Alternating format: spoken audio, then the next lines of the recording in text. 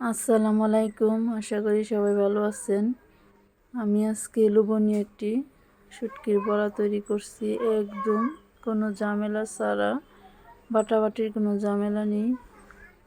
এখন আমি ব্লেন্ডারে এই বড়াটা তৈরি করে নিয়েছি। এখানে নিয়েছি শুকনো মরিচটা আমি 1 ঘন্টার মতো ভিজিয়ে রেখেছিলাম যেন নরম হয়ে যায়।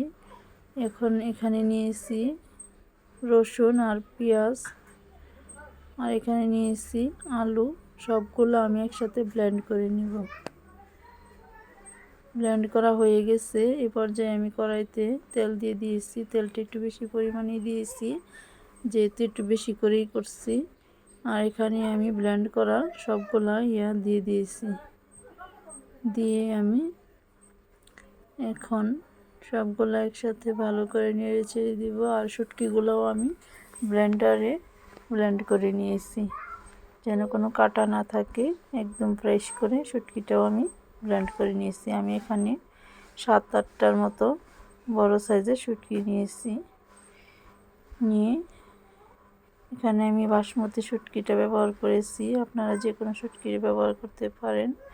এই পর্যায়ে নেড়ে চেড়ে এখন আমি দিয়ে দিচ্ছি স্বাদ মতো লবণ আর 1 চামচের মতো হলুদের গুঁড়া আর ধনিয়ার গুঁড়া দিয়ে ভালো করে মিশিয়ে নিচ্ছি। ভালো করে মিশিয়ে এখন আমি নেড়ে চেড়ে যেন এক্সট্রা পানিটা না থাকে একদম শুকনো করে নেব। এভাবে আমি ভেজে নিচ্ছি। এভাবে যদি বড়ার পুরটা ভেজে নেওয়া হয় অনেক বেশি, এভাবেই খাওয়া হয়ে যায়, মানে খেতে পারবেন এরকম, মানে একদম শুটকি বোনার মতো হয়ে যায়।